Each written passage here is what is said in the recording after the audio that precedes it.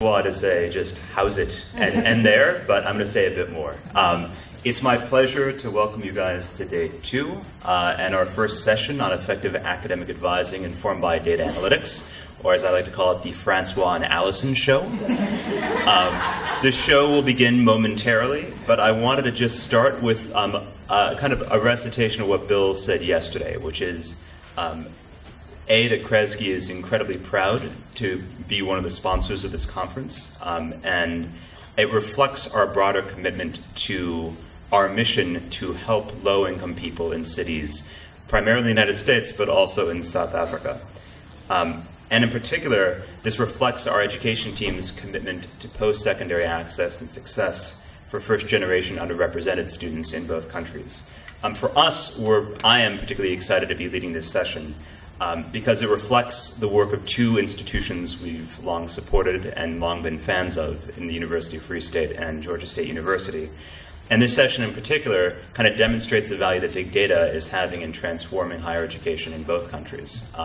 And through programs and umbrellas like Siyaphumeleala and the University Innovation Alliance, we really believe that kind of transnational learning from both countries can influence how practice evolves. So that's it for me. Let me quickly introduce our 2 speakers. We're going to start with Dr. Allison Calhoun Brown, who's the Assistant Vice President for Student Success at Georgia State. During her tenure, Georgia State has reached, as you've heard, record levels for its graduation rates and the number of degrees conferred, which is a direct reflection of, I think, the innovative and fascinating work they've been going through. And That's right.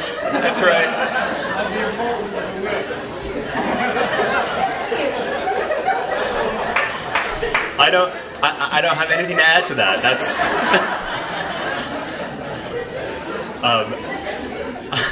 I will say that Alison's work has used data analytics to inform a huge range of the school's work, and you've heard a lot about that, from financial aid to issues of curricular programming to the topic we'll be discussing today, which is the quality and effectiveness of academic advising. It's also her first time in South Africa, and when asked how she likes South Africa, her response was, "I love South Africa." So she has loved South Africa so far. After Alison speaks, we're going to have, we're going to have Francois present. Francois Strydom is the dean, and Bill Moses were the dean of our South Africa work. He's the director for the Center for Teaching and Learning at the University of Free State, and he's led the South African Survey of Student Engagement, which is a key component of Siyaphumeleala since 2007, known by its acronym of SASSY, and anyone who knows Francois knows that SASSY is a very good description of both the program and himself. So I will now hand it over to Alison, who will be our first presenter, and then Francois will present. Then we'll have a short period for Q&A.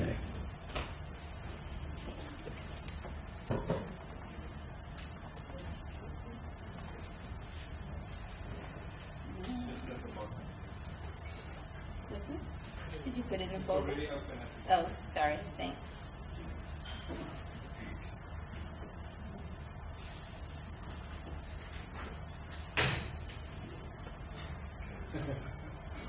There we go. There we go. Okay. Well, very, very good. Can I? Okay. I'll stand right here. The way I'm supposed to. Stand still. Thank you very, very much. I'm Allison Calhoun Brown, as I already said, from Georgia State University. It's been my great pleasure to be with you here at the Siyaphumeleala conference. I did it! There's nothing more inspiring, really, than being in a group of people who are so committed to student success, and I tell you, I go home really re-energized for the work that we're doing at Georgia State. So thank you very much.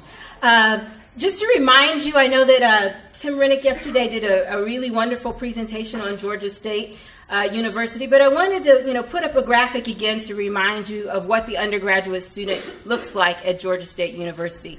Because while there are certainly differences, significant differences in the scale of challenges and the scale of the scale of things that students are facing here in South Africa, there are similarities in kind that really make the parallels between Georgia State University and some of the South African universities very, very striking. Indeed, if you look at the number of first-generation, low-income, non-white, and unmet students with unmet need, and basically unmet need just means that they don't have enough resources to pay their bills, that's literally 80% of the students who attend university at Georgia State. And that is not a recipe for student success. Indeed, you might be tempted to kind of throw up your hands, kind of like this guy. If you just look at what the literature says, if you just look at what the conventional wisdom says, what the conventional wisdom says of working with these students, you can take away just following that really this is too big of a challenge.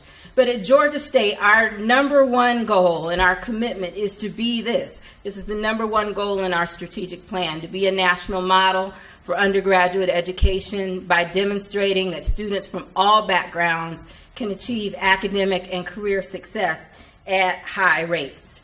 And the way that translates in academic advisement, one of the things that we really had to do at Georgia State in the area of academic advisement was to become very intentional about what advisement support was going to mean at our university. Advisement support was going to be something more than class selection. Advisement support was going to be a way that we could show our students, many of whom are low income, many of whom are first generation, many of whom don't have anyone at home that they can ask what to do about college, what should I do in this decision, that academic advising would be a bridge to link the resources of the university with the needs and questions of the student and provide them with the information that they need really to make the best decisions that they possibly can. In order to do this, we really had to settle the philosophical debate. And there is a rich philosophical debate about how we can improve student success. And many times the version of it goes like this. Well, if we could get better students, we could improve student success. If the primary and secondary school did better, we could improve student success.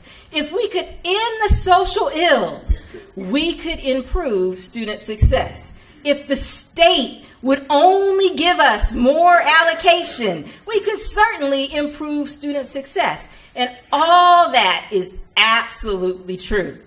But it doesn't take us any step closer to focusing on what we as a university can do to improve student success. Because we have to really accept the responsibility for what a university can do. I mean, honestly, in society and in our community, a university is one of the strongest, most well-resourced institutions with some of the smartest people that exist anywhere in society.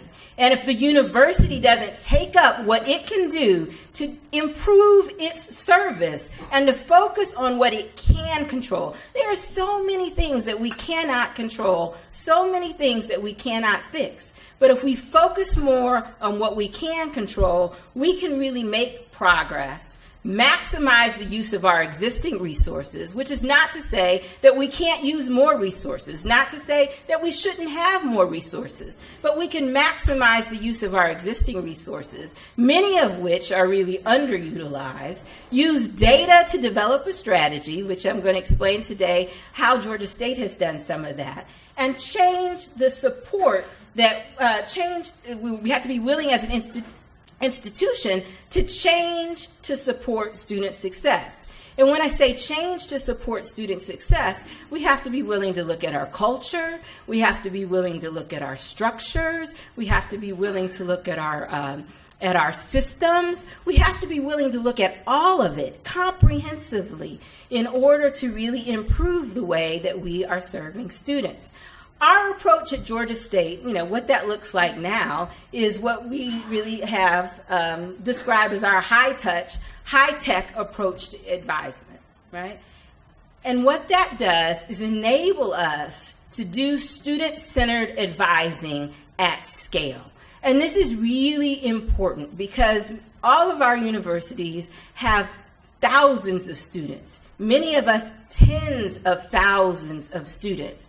And it's very difficult, as I was preparing this presentation, I literally, Googled stadiums that seat 25,000 just to get a visual image of what that looks like. And next time you go to the cricket match or, go to the football match, some kind of, sporting event, it's literally, many cases, half, and in some cases, every single person in the stadium needs to have some kind of academic support, some kind of financial support, some kind of path forward to reach their educational goals. It's really difficult to do that at scale without being both high touch and high tech. And on our version of student-centered advising at scale has at least 3 essential components. Number 1, individualized education planning.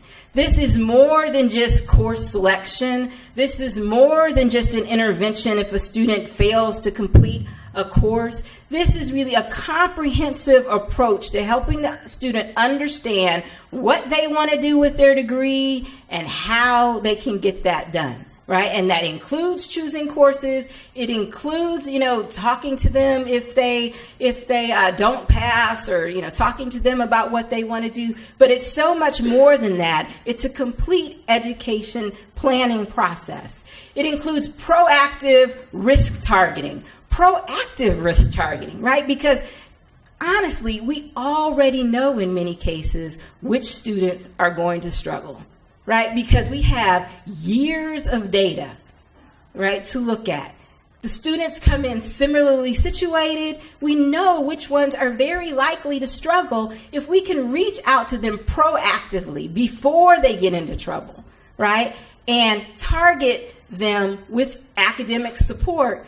We can make a lot of progress. And then these interventions need to be personalized, individualized. The way I like to think of it is, when your doctor or your dentist sends you a note that says, "Dear patient," right? Do you really read, that generic note that says it's time for you to get your 6-month tooth cleaning? Well, yeah, maybe. Yeah, no, maybe. But if the doctor or dentist, I hate the dentist, so I don't regard that. But if the dentist says, look, you have a fundamental problem with tooth number 2, right, that's really going to, cause you some difficulty, you need to get in next week, well, I'm going to respond, much more likely to respond, because it's a personalized intervention, right? And our students respond much better to those personalized interventions.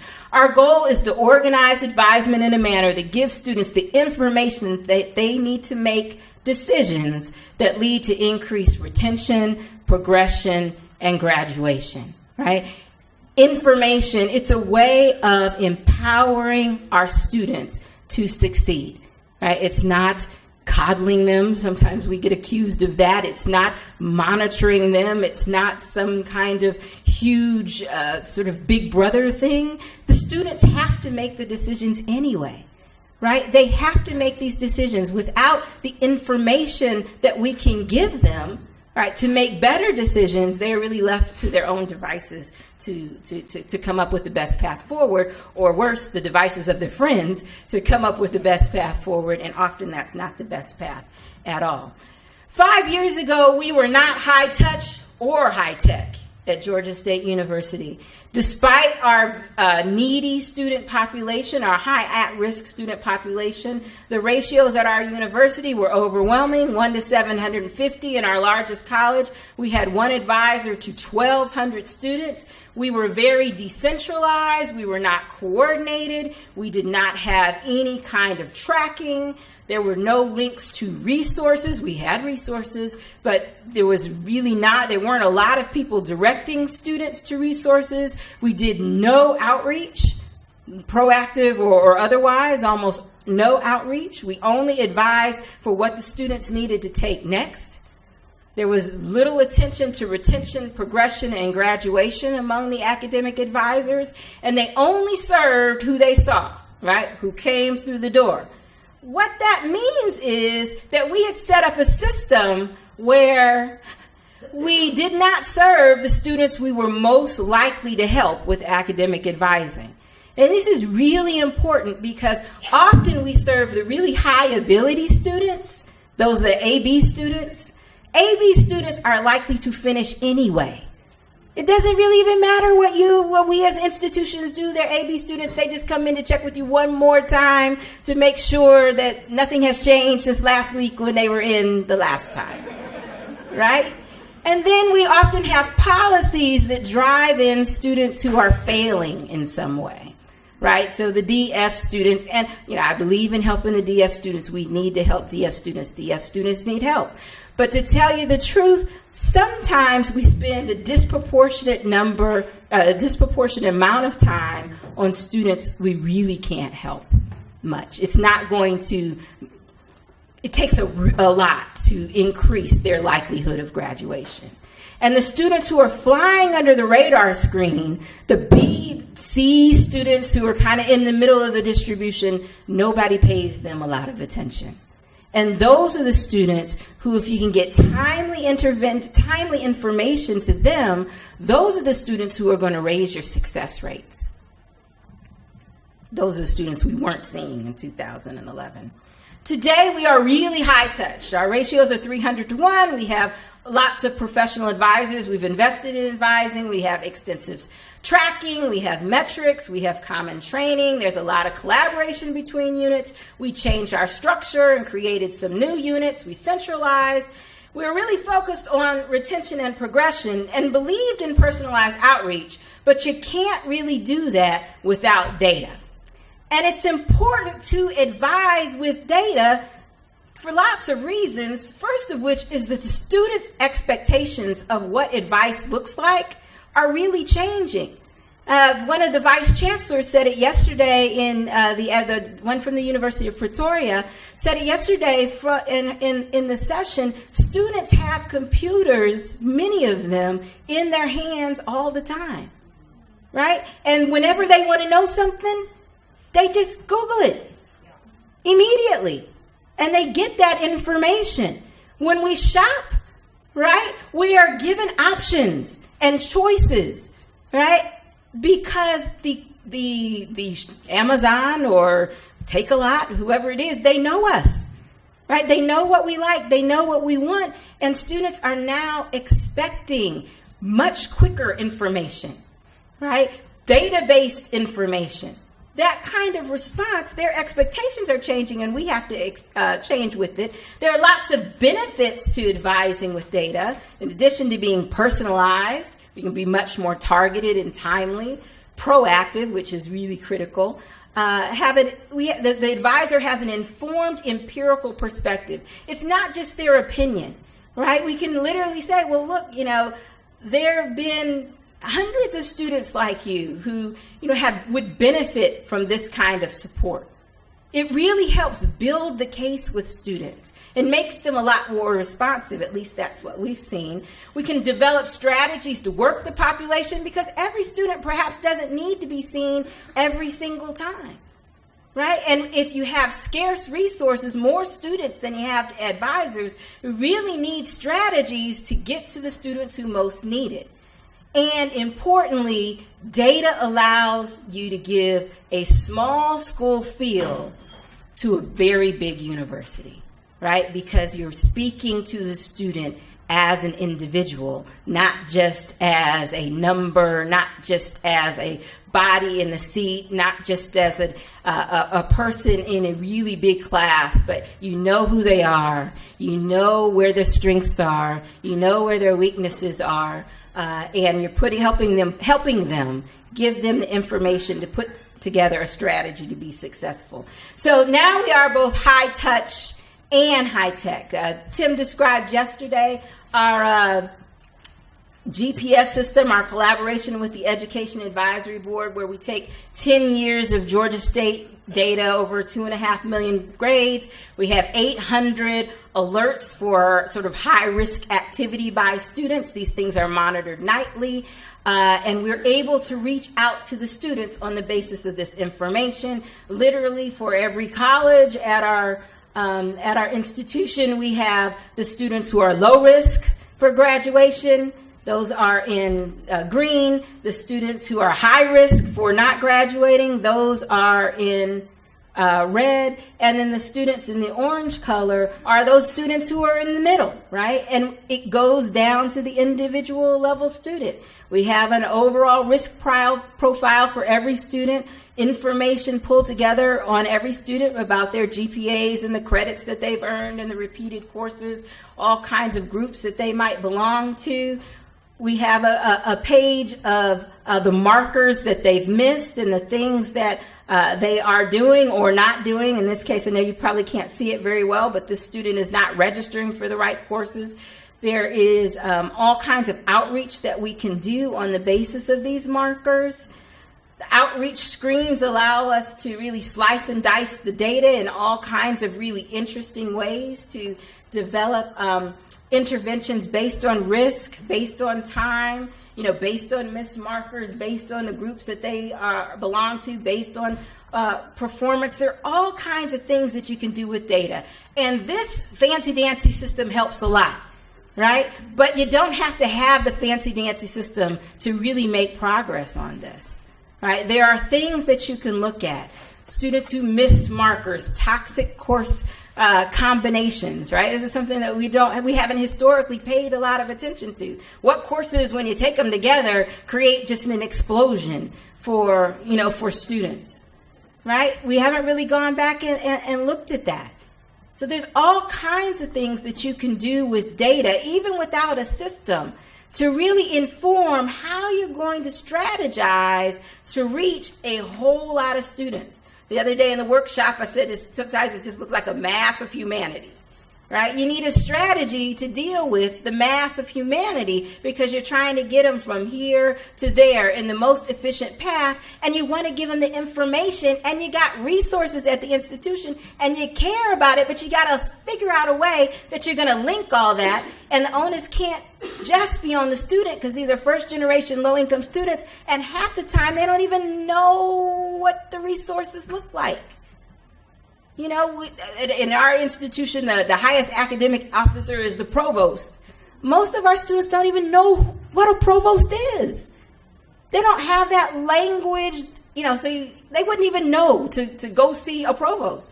And there are lots of the bursar's office, all kinds of things that they really don't know.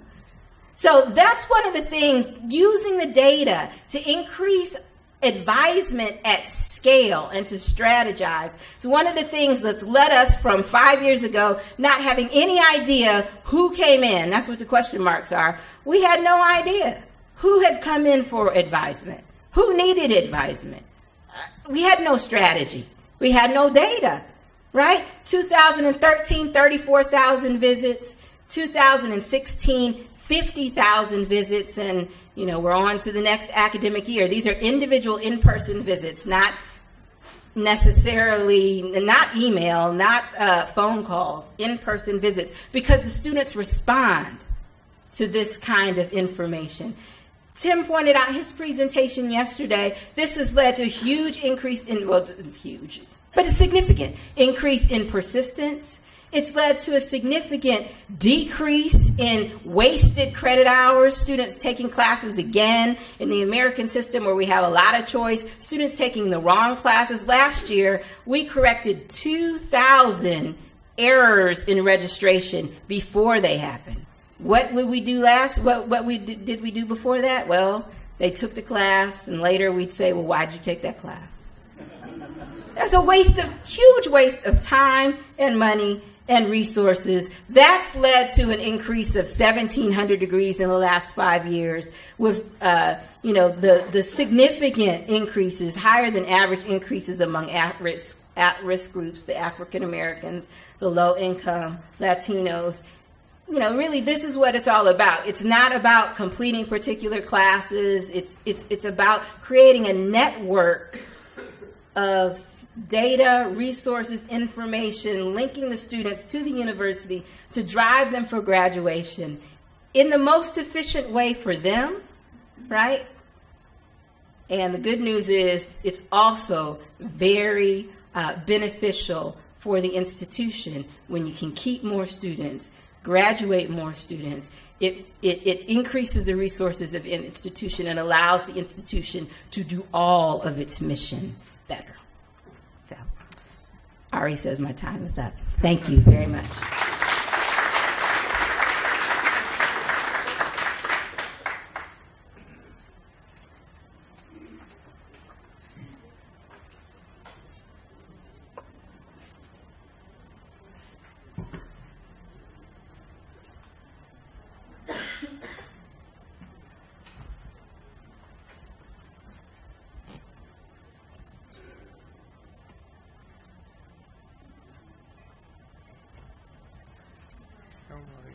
There it is.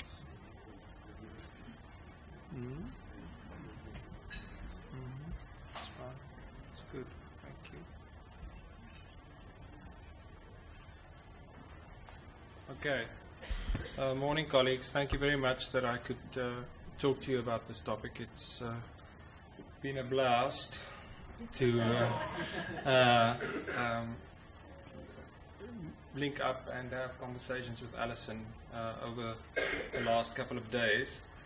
I entitled my section, Is Academic Advising a Missing Link? That was a the last night, but I decided to make it a this morning based on the feedback we got of, and again, as one is always humbled by success work, of just how complex the beast that we are trying to tame is. I will talk a little bit about why we thought it's relevant to focus on academic advising at the University of the Free State.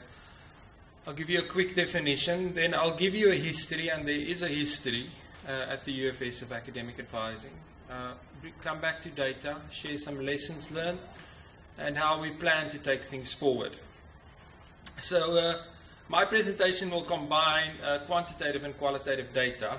I'm being a bit naughty on the qualitative because I am stringent as I teach qualitative research that people don't turn qualitative research into something cuddly and cute. But there's some rigor, but I am being naughty. I found this quote and just couldn't resist. Would you tell me, please, which way I ought to go from here? That depends a good deal on where you want to get to, said the cat. I don't much care where, said Alice. Then it doesn't matter which way you go, said the cat. So as long as I get somewhere, Alice added, as an explanation. Oh, you're sure to do that, said the cat, if you only walk long enough. Now in the workshop, quite a few of our colleagues that are advisors, and we were amazed in the workshop how much advising there's already happening at our institutions as we just thought about it carefully. That they've all had an Alice in front of them, or their students have had an Alice moment. We saw yesterday from Di Parker's presentation just how long the walk is for some of our students and how disappointing it can be. After 6 years, only 6 out of 10 would get not out of 6 years, after 10 years, only 6 out of 10 would get their qualification. Not putting up the distance education numbers that Di gave yesterday. And there, that all of our students need to do better, but especially our colored and black students, we need to do better by them in terms of how we think about supporting them. Then, of course, a topic that never comes up in South African higher education is transformation. But what I found, the previous data, and this quote comes out of, and I would really encourage you to read this, from 2016 report, the cohort analysis of the 2000 to 2008 cohort of undergraduate students. And in the conclusion, this gem was hidden. And it's a gem for me because it relates so well to what we're trying to do. This is the true meaning of transformation. When all students entering the system have a reasonable chance of success and access to powerful forms of knowledge and practices that will enable them to enter the productive economy and improve their life chances and that of their families. If we think of the description the student gave yesterday of what life as family looks like at home. Eunice reminding us that once you leave home for university and your first generation, in many senses you never go back. you are alienated because you have had such a different experience. Then, student agency. Just an Australian/European perspective there at the top. Students are among the groups least informed about higher education choices, outcomes, and processes. Having said that, during the Fees Must Fall protests, academic advising made it onto the demand list at the University of the Free State. Right? We demand the review of academic advising in all faculties. We need consistent and credible academic advising as a fundamental academic support-based program. Right? This is what students said. Right? I didn't pay them. I would like to pay them now. But students made some very, very good points that related to quality, not to finance. It related to teaching and learning and how we are supported. Right? Advising helps to limit the costly mistakes. So I thought, let's get the students in the room. So we asked them 3 questions. Everybody send up a prayer for the video.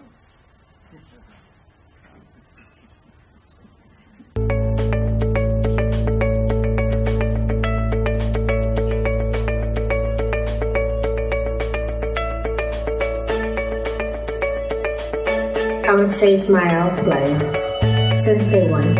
I didn't know academic advice was scheduled as well. Didn't know it was about schoolwork as well. It's a great platform for us to go and find out what to study and so on. And I think it's a platform for clarity. Actually, I'm a strong believer in clarity. Clarity is power. How to adapt to what's into life and how to concentrate on the studies while doing other stuff as well. As a first year, I just thought it would be like people would motivate you. You know, you have to study and you have to pass your modules. But afterwards, like, I was still lost in everything. As a first year, everything is new to you. And I didn't know how to study or what to study. I just wrote tests on my own knowledge. But after it, they gave me the right methods how to study and how to interpret the work and how to get meaning. I'll say it's a facility which was really established to enhance students' learning through the advisors coming in and just advising us on time management, the different study skills. I now know how to manage my time properly. I even got a job because I thought I wouldn't cope with schoolwork as well. And the finances helps me a lot. So I now know it's work, and then I know certain times and certain dates are scheduled for schoolwork. The great thing about academic advising is that, it helped me to set goals. You understand? For now, I know that I want to be a lawyer. Manage my time so I can focus, so I can do well with my schoolwork whilst still doing other activities. Being aware of the time which I actually have, and also how I can use that time to be able to achieve much greater results also in my academics. I've set up goals, I've set up that I have to make sure that I get 70% of my modules. The different methods help me to remember my work because I'm a visual learner. I had to use color and mind maps, and it helped me a lot to remember my work, not just by studying, but to see the work in front of me. Go now. Hey, academic advising. If you really want to come to university, or this university specifically, I'd recommend you to go to academic advising. Understand, these people help me a lot. I'll say it's a very helpful facility. It just helps you to put the academics into perspective because everybody came here to learn. It's definite, yes, they should go because it would make university life much easier. It's a great experience. They'll treat you well. Please manage your time properly because that's the only way to university. Okay. So the quote that I like most from that section was, clarity is power. Is the fact that students are ill-prepared, for example. The fact that funding is being cut. Taken individually, you're right, they can be, or can seem as excuses for not doing more, but in the aggregate, they can be hugely overwhelming. and the scale of the challenge can seem immense. And add to that, if I'm in the audience, I'm looking at both of your systems, and they can seem, frankly, like a Maserati, like very intricate, expensive, difficult to obtain. So I guess my question is, how do you get started? What are some of the kind of the early game-changing steps that institutions should be thinking about just to get moving on this work? And I'll just add one more sub-question to that for you, Francois. In this session, a lot of people raise concerns about PAPI and other South African governmental regulations around the use of data and privacy. And I'm curious how you've thought about that at the University of Free State, and how you've thought about both building the system and doing it in a way that's compatible with restrictions and concerns, reasonable concerns about privacy. Well, one of the things, even without a lot of resources, you can look at sort of what are you trying to accomplish. Define the goal, define what academic advisement or academic support, what is that really trying to serve? A lot of times, particularly when we're working in silos, we've got people all across the institution doing all kinds of things. Everyone is responsible for student success and student retention. But if everyone is responsible, often that means no one is responsible, ultimately. And so really giving some attention to what the goals are, looking at the structure and how you're organized, the communication networks. One of the things that we have done, we did it early on, is really to create a committee of people who work on advisement and student success issues and implementation, excuse me, and get them into conversation with one another, so we can talk about what would we do if we had lots of resources? What can we do with the resources that we have? I think that is a really important step. And then another thing that we did at our university is really think about, okay, how does the student experience the university? Because we all have a logic for all the communications that we send, for all the different offices, for all the things that we did.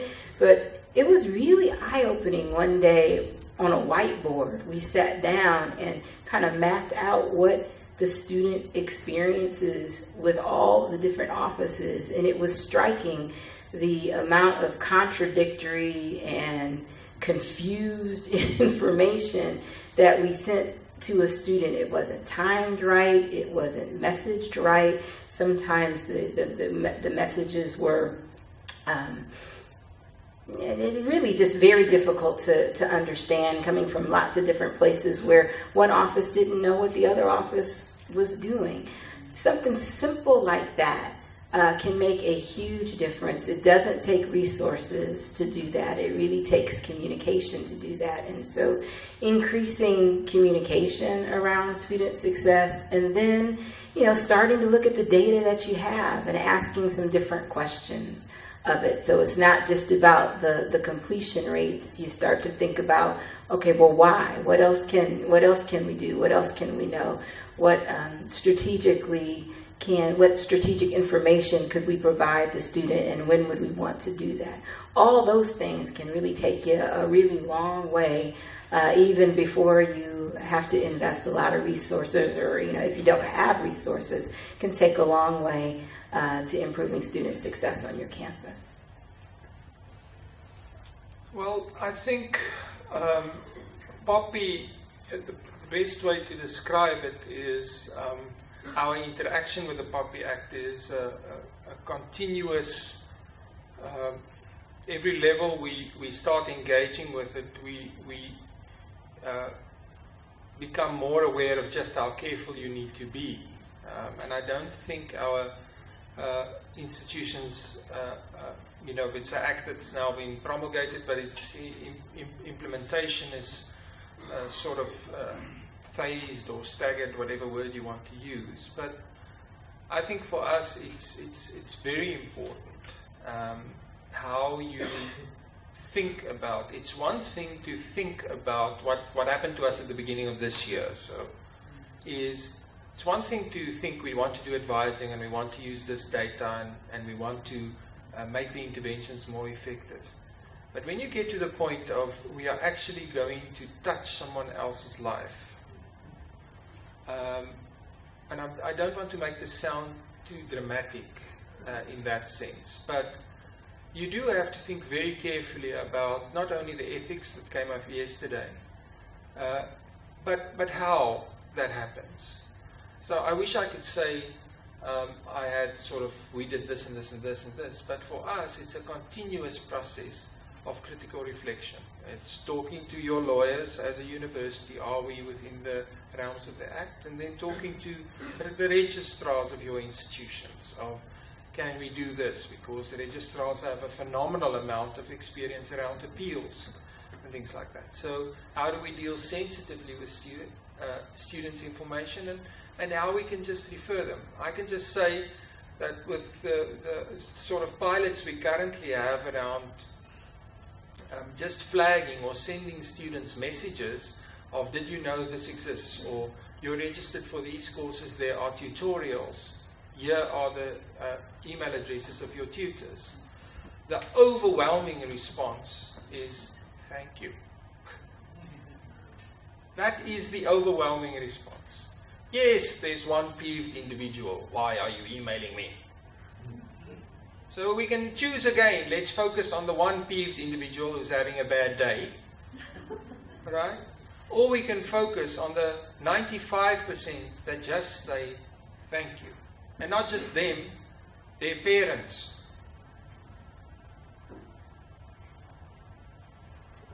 Okay, we're going to open up to the audience. All I'd ask is that you please keep your questions brief, state your name, institutional affiliation. And do we have a microphone in the audience? Terrific. So why don't we start with the woman in the middle? Thank you. Thank you very much to the both presenters. I have a very, very practical, not philosophical question. And the question is, advising, at least in South Africa, has not been a term that has been widely used.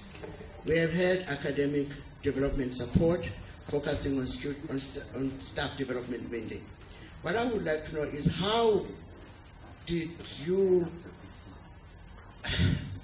get through the TEFs, the people fighting about, this is my area, what are you doing?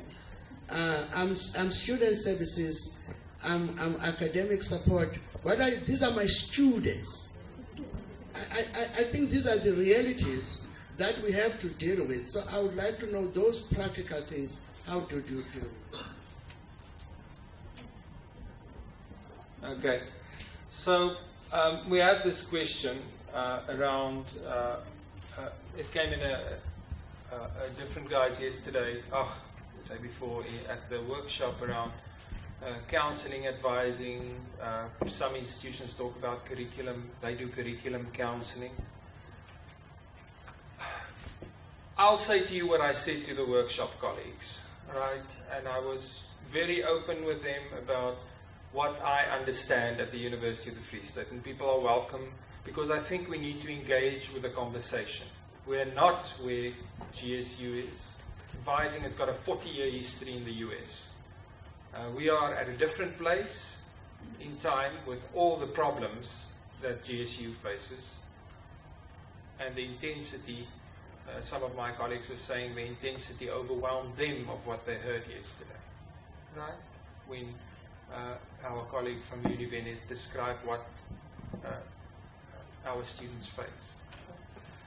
So my sense is that if I were to make a generalization, which is very dangerous, we've had massification in South African higher education, but student counseling services have not increased hugely because support is not increased. The focus was on academia, as it should be, as it is the core. As it should be is qualified as it should be, because of course support makes academia thrive. Right? So my sense is that there are such large numbers of students that the population of students with really serious psychological problems has grown exponentially, and our counseling services are overrun.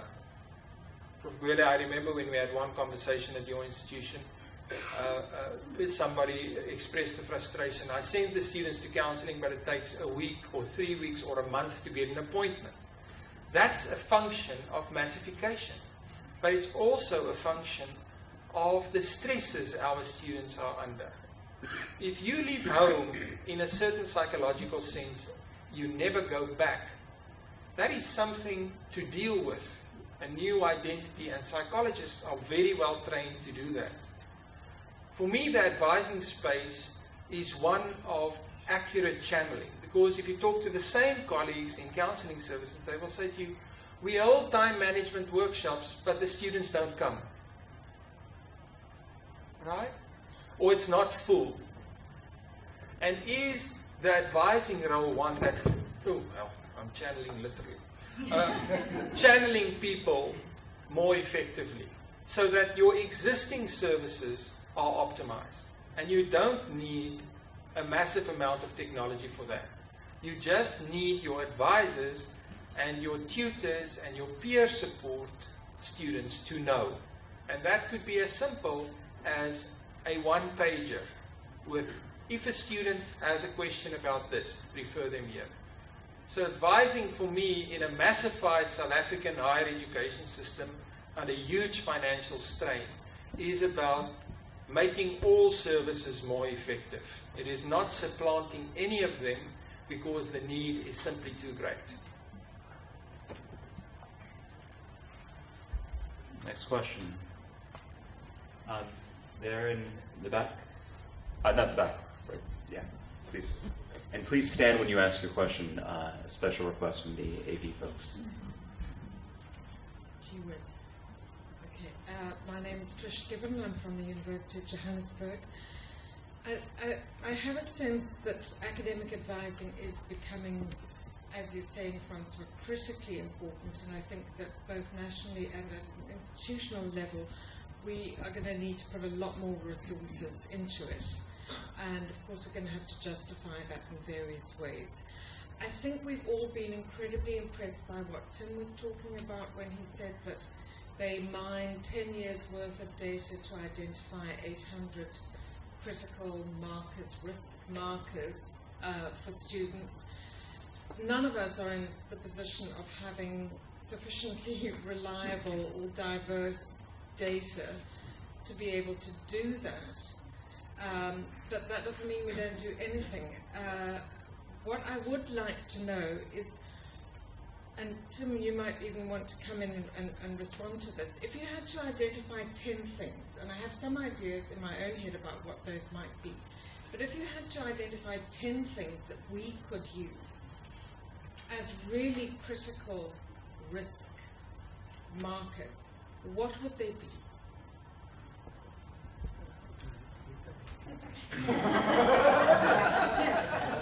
I may ask for Tim too, and certainly Tim can add to to what I would say. But I mean, you can start simply, with things that you already know are challenges. So course completion rates, right? What is the preparation as students come in? What is the profile of a high-risk student at your institution? What kinds of test scores do they come into your institution with? What are the courses looking, because this is a really simple analysis, particularly if students have finished a gateway course. What are the grades that a student needs in a gateway course to move forward successfully? Not just to move forward, right? Because say they pass the class. Passing the class is one thing. Passing the first class is one thing, but passing the next class successfully is something else. Real simple analysis can help you know that. What's the profile of a student financially at your institution who's going to struggle? Right? Again, really simple information. You look at what resources they have, what the costs, are, whatever the gap is. Use what you know and start simply.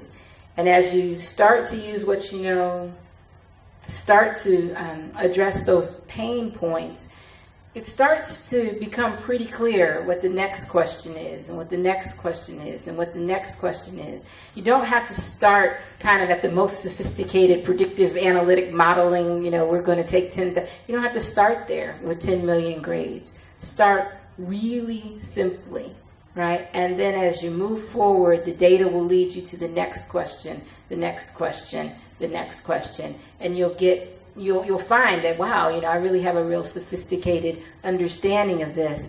But whenever you start to analyze it, start with the simple question first. Tim, you want to jump in? I'll just offer a couple other practical suggestions. One I gave yesterday was look at the first grade that a student gets in their academic subject matter. If they've chosen a field to pursue and they're taking their first course in that area, if they do below a B, then that's a warning sign that maybe they don't have the right preparation.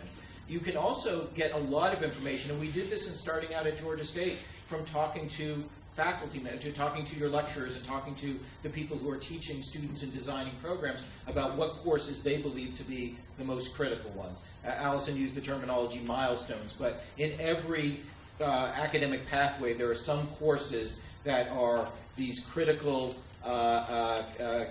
courses that students have to pass in order to then increase their chances of succeeding at the next level. If you can identify one or two of those courses in every academic program, then start by having your advisors focus on the grades students get in those courses. And every time a student has completed the first grade, first course in their academic area, and one of those milestone courses, have the advisors focus on that. It's a finite amount of data that they'll be looking at. It is data you should have in your grasp, and that's the starting point for these proactive interventions that both Francois and Alison are talking about. So also, Trish, if we think about, I'm trying to think at Free State, what have been the data sources that have come up and the work that has been done. Now, the Directorate for Institutional Research and Academic Planning under Dr. Lange's leadership has been very intentional on providing colleagues with information about our colleagues at Liz's level. Colleagues are the deans, all right? And being very intentional about giving deans the success rates of their modules and starting conversations with them about why are we having, what is the challenge in this module. So just that focus links to the completion point. So that focused conversation starts making a difference. Then I also wanted to add something. All of our institutions have calculated entry requirements. Where do those come from? And what is the analysis that went into entry requirements? For instance, our science faculty has done analyses, and biology in school, and your performance in biology in school, is for them a very important predictor. Right? So it's not like the work has not been done. We just need to think about how we bring it together. The stuff, not all of it, but it's not like South Africa, and I know that, knowing the kind of quality work you do, I don't even want to say the sentence, so, but let me try. It's not like we haven't been working with data in South African higher education. Right? We have, right? But it's been focused on the reporting side as it should be, right? Not thinking about how can we optimize that data for intervention. So you have done some of these things at least. We have time for one more question. One more short question? If we can keep it brief, please.